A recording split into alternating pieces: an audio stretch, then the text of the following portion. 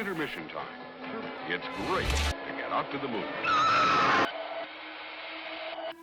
Okay, do you want to intro yourself? I am Stephen C. Miller, director of Werewolves.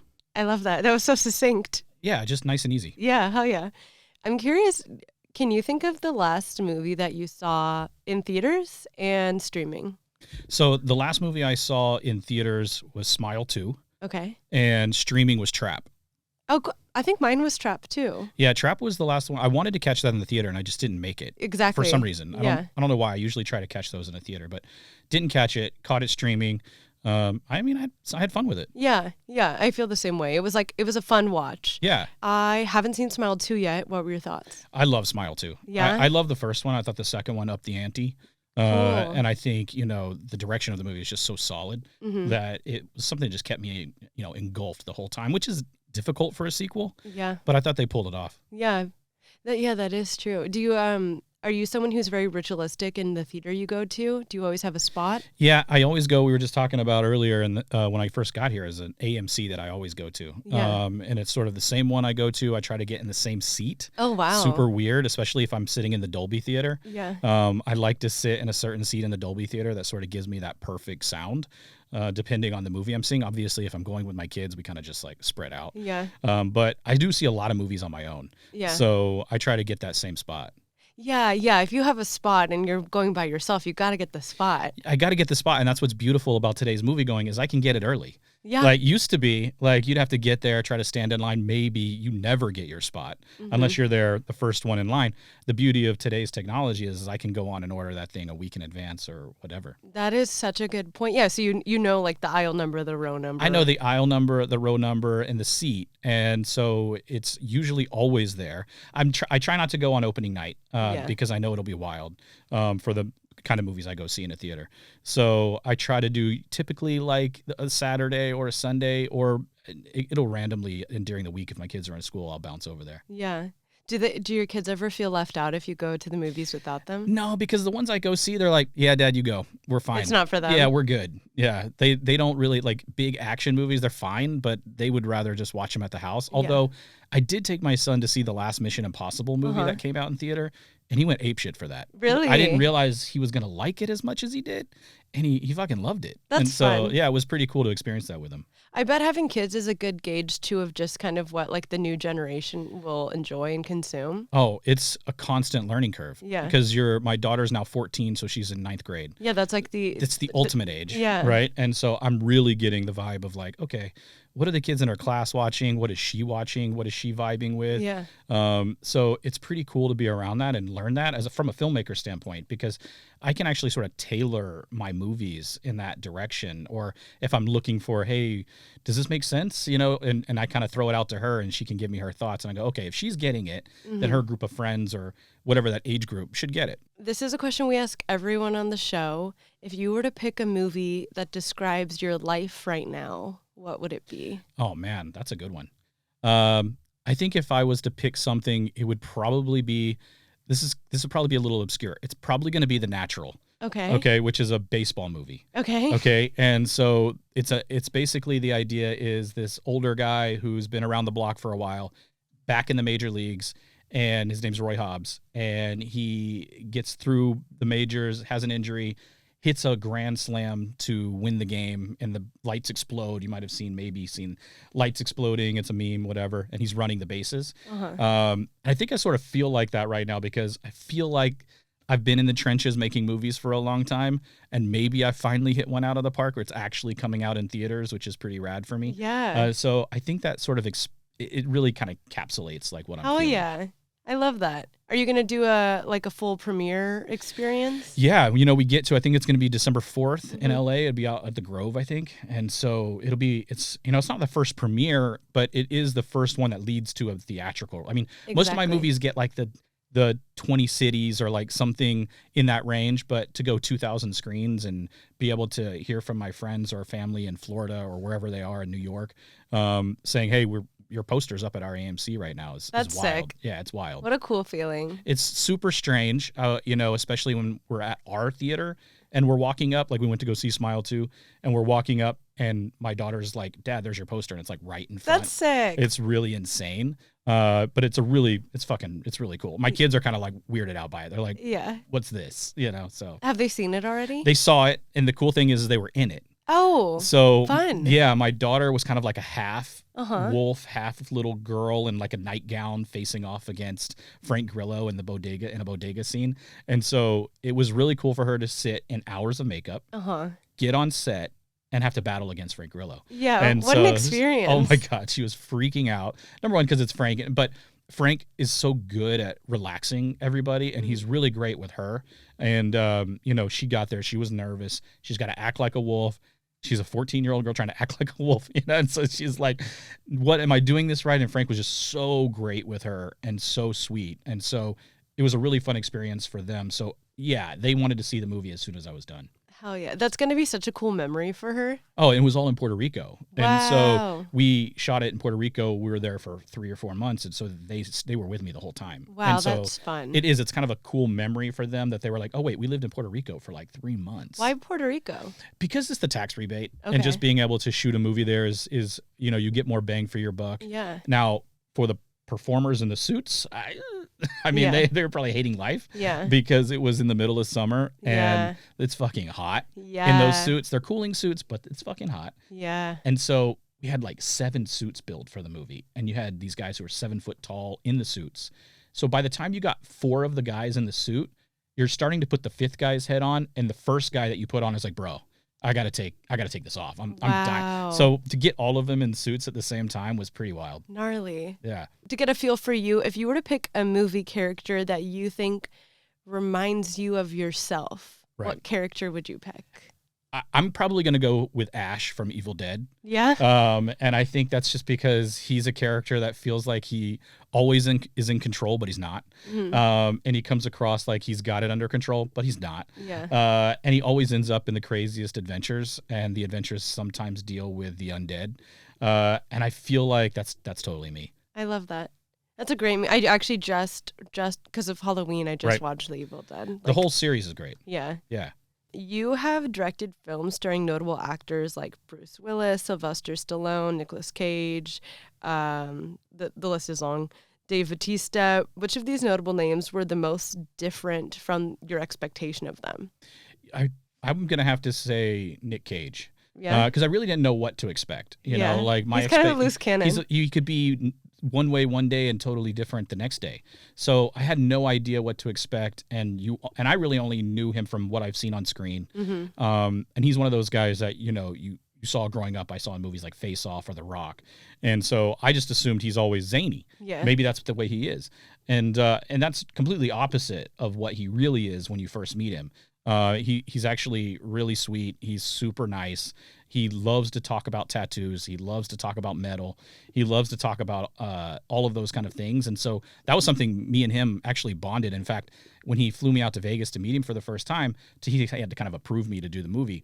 Mm-hmm. I knew he liked tattoos, and I'm covered, and so I just specifically wore a tank top to our meeting. Smart. And so I could see him as I walked into the restaurant. I see him from way across the way, and he stood up, and when he had his arms wide open, he goes, "Dude, look at your chest." And he was like freaking out about it. So our first hangout session was like an hour of us talking about tattoos. It wasn't even about the movie. We just hung out as people. So he's really chill. That's sweet. Yeah, that's how it should be. I mean, you're going to be working on a project together. You have to have commonality and want to work with each other. For sure. And with these guys like Bruce Willis or Stallone, and these guys are like giant guys, and they've been doing this for 30 years. They don't need me coming in going, "This is my grand vision for the movie. Mm-hmm. Let me tell you about the movie." They get it. They want to do the movie. Mm-hmm. They just need to know if they like you. Yeah. And so I always kind of went into it with, I'm just going to hang out with these guys. Yeah. And the more they like hanging out with me, the more they trust me, the easier set's going to be. Mm-hmm. And to be honest, the easier the movie goes. And so that energy all sort of bleeds into the movie too. Like if you're having fun and they're having fun, that energy totally bleeds into the film. Yeah. Yeah. Who is a dream leading actor for a next project? I'm going to say Jake Gyllenhaal. Cool. I love Jake's vibe. What do you think of him in, why am I spacing on the name? The remake, Roadhouse. Roadhouse, God, yeah. He's fucking awesome in Yeah. Roadhouse. He's so He looks great. so jacked. He's so jacked. I mean, we were just talking about gyms. Like, he had to hit the gym like 1,000,000 hours for that. He looks amazing. He's just one of those actors that's chameleon. Like, he can do that, but then he can go be in a Marvel movie. You know what I mean? Or he can be in the one where he was the reporter. Nightcrawler. Nightcrawler is so fucking good. Yeah. And he looks frail in that movie. Yeah. Right. So he's just someone that's a total chameleon, and I think he'd also just be a lot of fun. Yeah. That's a good answer. I'm a huge fan of, like, I've seen so many of his movies I like. Yeah. I always reference Donnie Darko. It's like one of my OG movies. That's total. I mean, I feel like I've grown up with him because I think we're the same age. And so I feel like I was watching Donnie Darko at the time that he was blowing up. You know what I mean? And so Donnie was like one of those movies you always went to your friend's house and like, did you see this fucking movie? Yeah. Or is it Enemy? Enemy's great. Enemy's so good. Enemy's so good. He's in the Southpaw, the boxing movie, where he's again jacked. Yeah. But a lot of hitters. There's another. It was a horror movie that he was in with Hugh Jackman. I forgot what the name of it. Prisoner. Prisoners is. I love that movie. Great. Yeah, that's such a good movie. Okay, so now we're just gonna get into a section like general movie taste, just to get a gist for you. Do you have an earliest movie memory? Oh man, that's easy. It's Back to the Future. Oh, fun. So I remember I was probably like 8 or 9. I was born in 81, so the movie came out in 85. So I saw it like 87 or 88, and it was a rental. So I remember my parents renting it on a Friday night. That was sort of the thing, was Friday night movie pizza. And I remember watching that movie and just being in complete awe of whatever was happening. I probably didn't even really understand. I just knew this kid who was wearing some sick Nikes was getting into a sick car and traveling back in time. Like, well, how the fuck do I do that? Mm-hmm. I want to do that. And so I think that was one of the first movies I really just remember vividly connecting with and thinking, I need that truck. Mm-hmm. I need that black Tacoma. Like, I don't care. I got to get that one day. But that was a movie that hit me. Do you have a movie that kind of later in life where you're like, okay, this is the movie where now I want to work in movies and create movies? Yeah, I think that was probably for me. It was Seven. Oh wow! I remember watching Seven and feeling like it was pure cinema.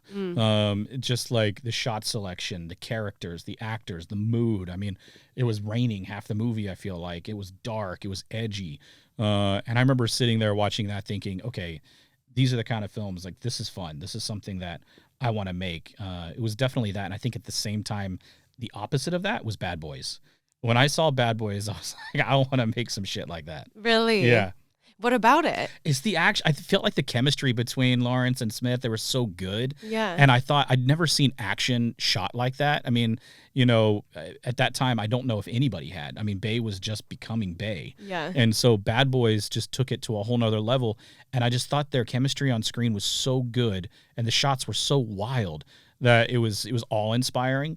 And I think I immediately connected with the sort of kinetic vibe of the movie, and that sort of played into me in general because I'm skating around town with all these kids and trying to go to a lot of shows and filming skate videos and bands, and my vibe was kinetic, and so that movie resonated with me pretty hard. That's sweet. Yeah, I actually think that you might be our first guest that's in kind of the action world. Right. Like we've had a lot of.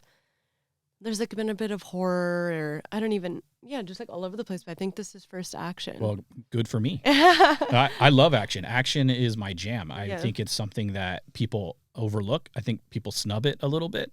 But action's very difficult to make. It's a lot of fun to watch. Yeah. And I think people are actually moving more in the direction of wanting to see some action because they're over the shit of the world. They're like, we just want to go into a movie and have some fun. Yeah.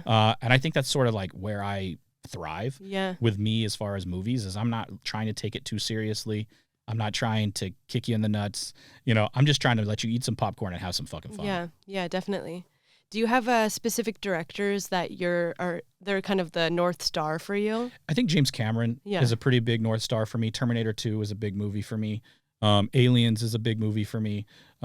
He was always a guy that I looked at very early on that just understood how to make movies from a technical side. Yeah. Like, I mean, he's great with actors and everything, but the guy's a shooter, so he knows how to make movies. And I think that was really always interesting to me. I always felt like that's where I got my film school, was watching, behind the scenes of whatever James was doing, or a guy like Spielberg. But for sure, Cameron was a guy that I was always trying to figure out how, whatever he was doing, I wanted to do. Mm-hmm. Do you have other directors or movies that you're like, that's my taste? Like, that is just up my alley. That's what I want to make. Yeah, I think Sam Raimi, we talked about Evil Dead movies. Mm-hmm. Those kind of things are my taste because they're zany. Yeah. It's combining the action. It's combining the horror.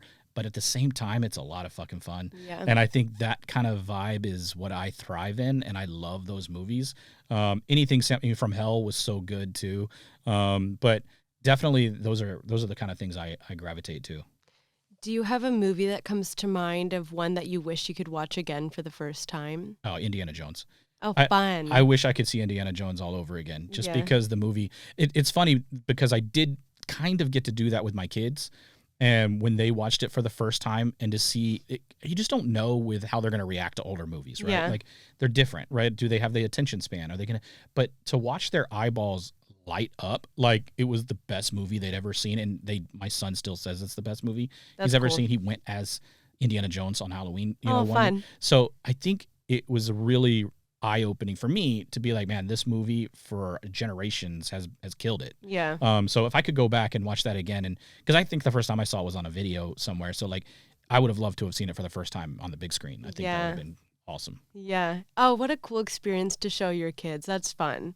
Because that is the kind of movie that it's just so like all-encompassing. It's like you just feel like invigorated watching it. For sure. It's an adventure movie that they're just like, whoa, we get to go the jungle. Then we're over in, wherever they were. It was all over the place. And also Indiana Jones is a character that's sort of like fumbling his way through the action, but still cool. Yeah. And like, he's not big and burly. He's just a normal professor and making his way through these adventures. I think for my son, who's a little frail guy, he was just like, wow, that's pretty cool that this guy can do all these things and he's not this big hulking guy. So it was pretty cool to watch that. I think, we watched that, and then we watched Gremlins. Oh. And I remember looking at my wife when they threw the gremlin in the microwave.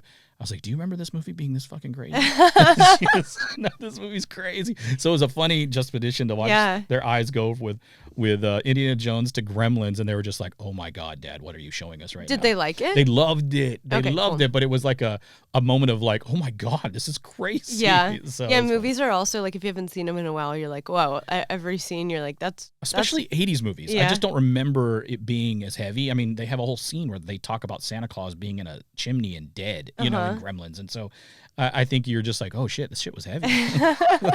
Is there a movie that comes to mind for either the end of this year that you haven't seen yet, or 2025 that you're looking forward to seeing? I think something that comes to mind is actually The Wolfman. I'm interested in seeing The Wolfman. I'm a big Lee Wynell fan. I loved Upgrade. I thought Upgrade was fucking awesome. I thought The Invisible Man's a great movie. He's a director I really enjoy watching. And I knew we were going to be kind of like somewhat competing with werewolf things.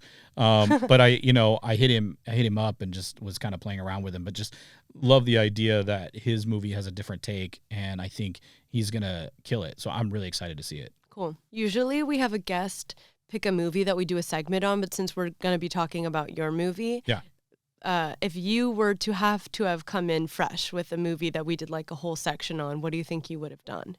Man, let's see. I think I probably would have picked The Strangers. Yeah? Yeah, I think Strangers to me is an interesting concept of a movie that it's like sort of the first of its kind. What's this home invasion movie? The original Strangers.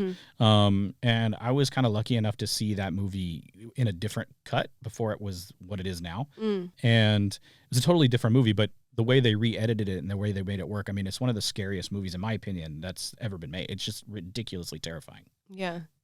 Yeah, that's fun. I was curious to hear what your answer is depending on genre, so that's interesting that you chose that.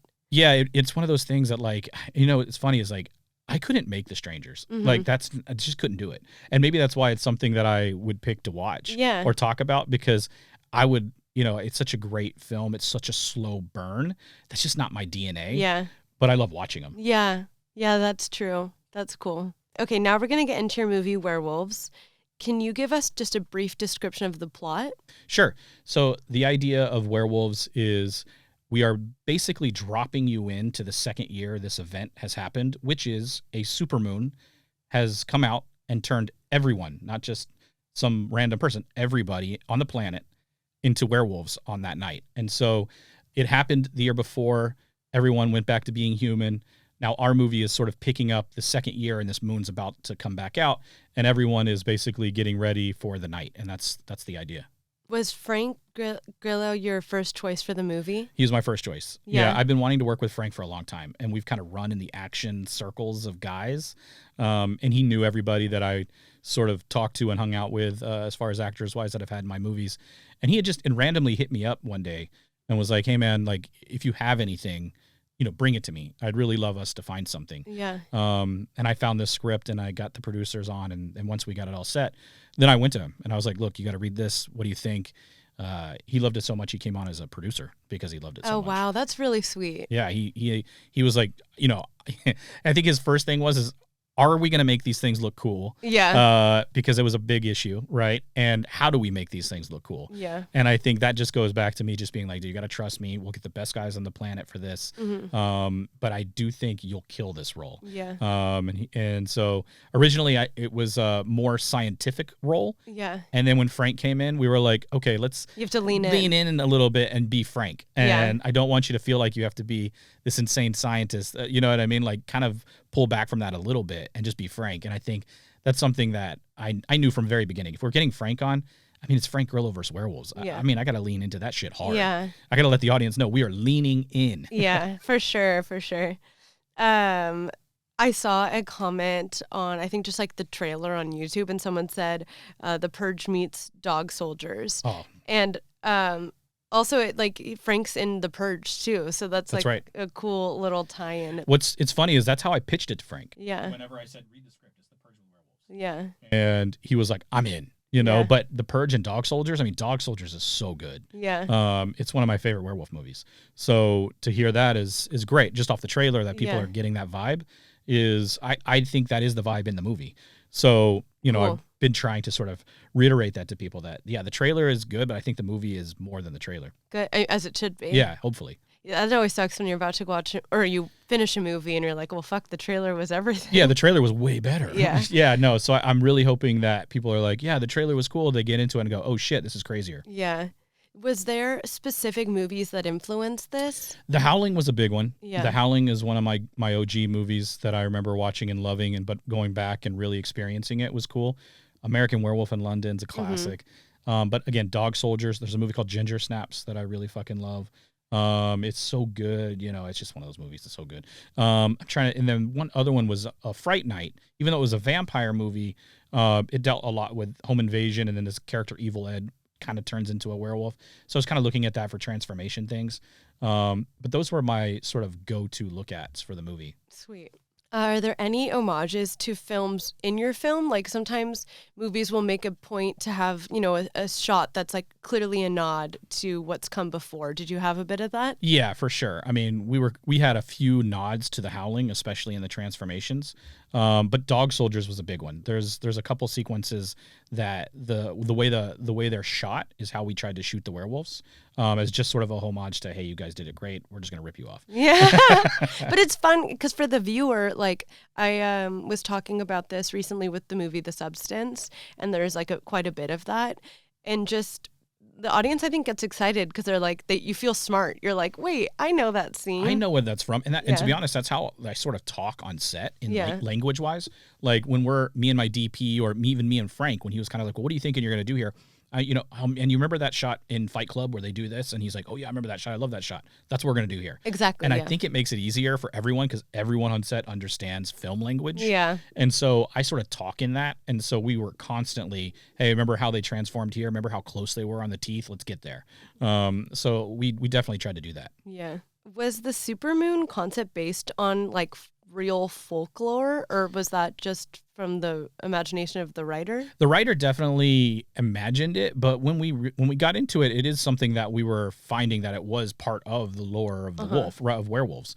So it was sort of fun to research that and see how many times does that actually happen a year, and us sort of having to figure out like, well, there are several of these of year, but why is it just this one certain supermoon that's causing this?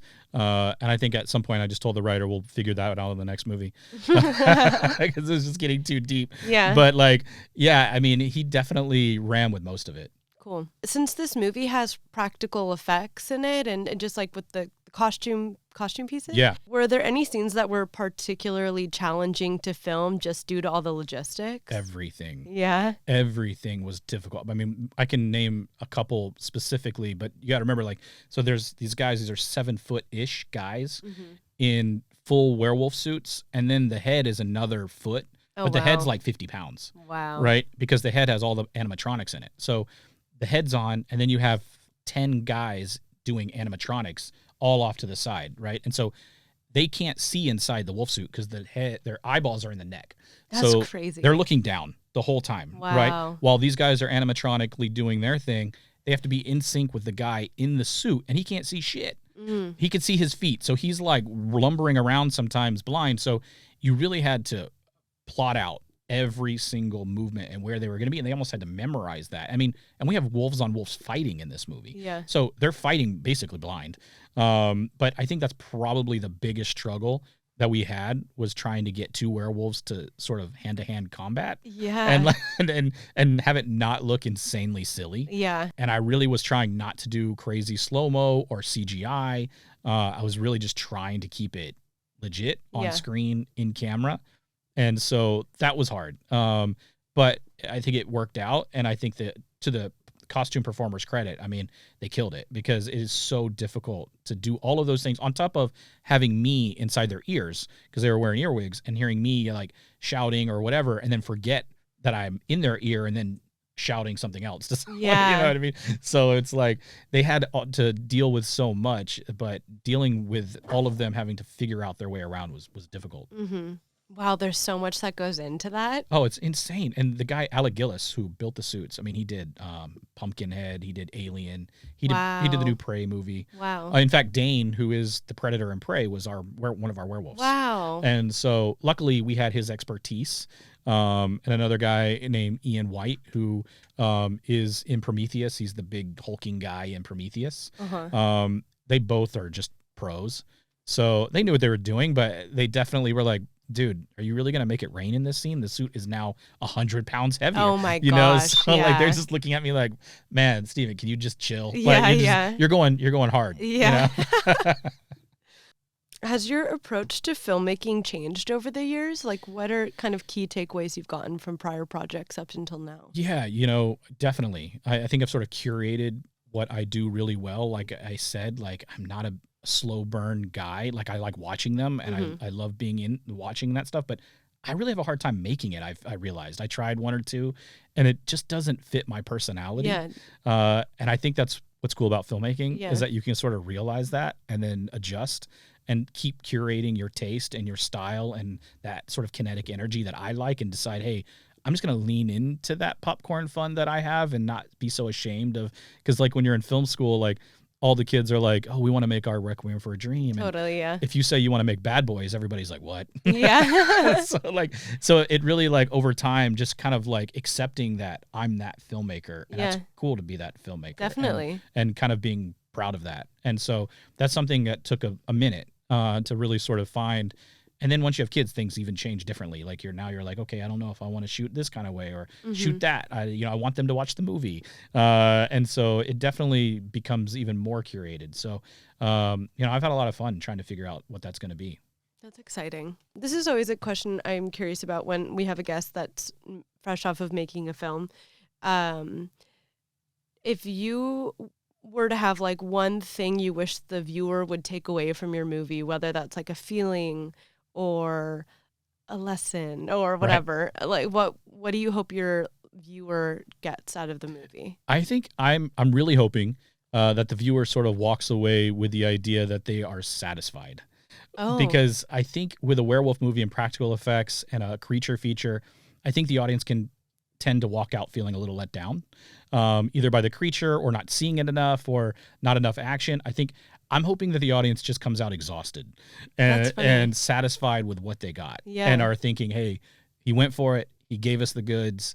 and leaving thinking, when can we get that again? Yeah. And the plot of this movie is really set up for it to have more. Totally. I mean, we've talked about it several times, and we have the writer engaged in doing another one. Or even like a prequel, since this is year 2. Well, we thought about what would be fun is like if every movie opened with a scene from year 1. So like, I don't know, like, werewolves on an airplane, like, and they're wolfing out, and then boom, you cut to 3 years later, and it's the sequel. But you open every movie with like some kind of crazy. Yeah, that's cool. Kind of crazy. We even talked about. I was like, because I just love going to shows. I was like, we could do it we should do it at Warped Tour, and everybody at Warped Tour starts wolfing out. Yeah. But so we definitely are in that and trying to figure out what we can do next with it.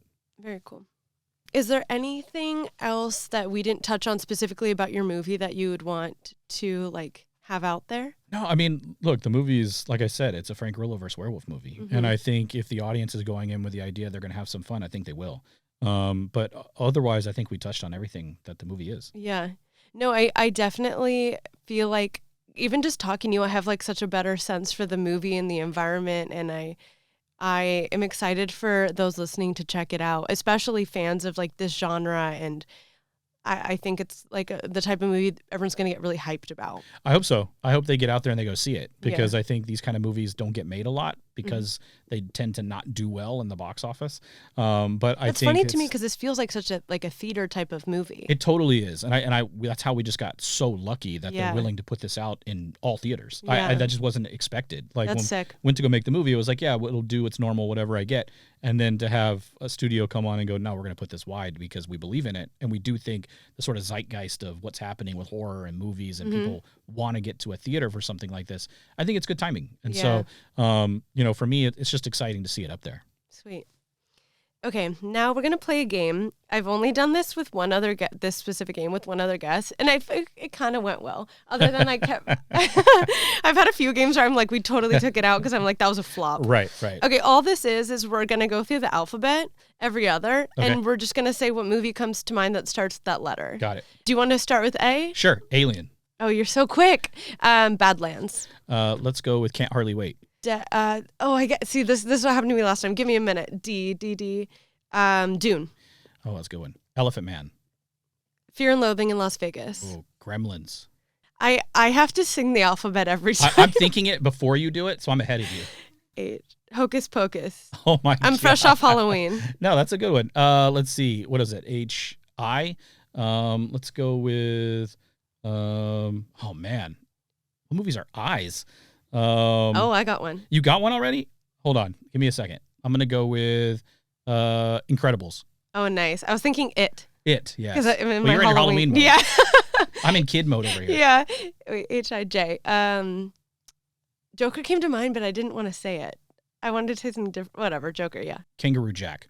I love that movie. Speaking of movies of like you taking your kids, that's a movie that my dad took me to the theaters to see, Kangaroo Jack. See, that's one of those experiences you won't forget because that movie's wild. Yeah, and I remember also, I do this every time we play a game. I stop the game and talk. But there was a vending machine. Do you remember those like candies? They're pretty horrible, but they're like little like hard candies that are bananas. Oh yeah, they're shaped of the banana. Yeah. I just remember eating those candies and watching Kangaroo Jack with my dad. Because it didn't just come with the banana, right? It was like the banana with like what looked like a grape or like it was like a whole little thing of them. They're called runts, right? Are they? They're called runts, I think. I haven't seen one in like so long. Yeah, they're only in like the old school Chuck E. Cheese vending machines that have been there for like 10 years. Yeah. That if you happen to eat, you get really sick. So like I try to like not let my kids eat them anymore, but my son will sneak them and I can tell the next day because he's wild. I'm like, funny. You had some runts, didn't you? I didn't even realize they're still around. Okay, wait. You said K. Oh yeah, L. Lemon. Indie movie. I'm gonna go with Mamma Mia. Cute. Nightcrawler. In O, Orphan. Oh. P. Now I'm just like on a kick of like stalling. P. Pan's Labyrinth. Oh man, that's such a good movie. Now I'm stalling because of Q. Oh, Q. I'm thinking Q. I'm gonna go with. Is Quiz Show a movie? Is Quiz Show? I don't know. Can you look it up? Google. Yeah, it is. Yeah. Quiz Show? Yeah. Wait, ABC. Roadhouse. Oh yeah, we talked about it. S. Oh man. I mean, let's just go with Superman. Yeah. T. I feel like every movie's T because but The Truman Show. Good show. Good one. T-U? Under the Bed. Okay. Wait. R. V. Wait, UV. Oh my God, I'm getting nervous. UV. What's after V? W? Yeah, V. There's a movie out right now. The V. Oh God. Wait, why is this? I'm like trying to think of my like AMC app. Or is it like an indie movie? No, like smaller? It's a big movie. Big movie with a V. He's crazy. Two separate people. Or one creature. Why am I? Do you guys know what he's talking about? I mean, it's Venom. Oh, yeah, Venom. Yeah, that's such a good. Their billboards are all over my neighborhood. Wait, I still want to think of another V. Can you? I just want curious what I wrote. What did I write? Oh, I like it's. Have you ever seen? I Vivarium? haven't seen that. No. It's Jesse Eisenberg and I don't know the girl's name. I like Jesse. He's cool. It's kind of a weird fucked up movie where they're looking to buy a house and they get in the house and then they're stuck and they can't leave this neighborhood and they're like forever stuck and it's kind of turns into like a horror. Oh, weird. Yeah. That's kind of cool. I'll check that out. Check it out, yeah. What am I at? W? Yeah. Oh, I mean, Wayne's World. Oh, is this one I wrote X? Oh, I'm not even there yet. No, X is right. I think you're on X, right? Yeah. Yeah, X. X is a movie. X. Yeah. Yeah, X is a movie, for sure. Yeah. What's after X, Y? I'll go with Yellow Submarine. I'm going to Z. Close this out. Zola is an A24 movie. Yeah, I like it. Yeah. Did I write Zola as that? No, you wrote Zoolander. Oh, yeah. That's what I was thinking. Really? Immediately was thinking Zoolander. Zoolander, yeah. Cool. And then I just have one last little game. Or not game, but yeah, kind of gamey thing. I'm going to say one word, and you have to tell me a movie that immediately comes to mind for that word. Okay. Okay, the first word we have is beastly. Beastly, X-Men. Oozing. I'm going to say Dead Alive. Carnivorous. Carnivorous, Jaws. Steamy. Basic Instinct.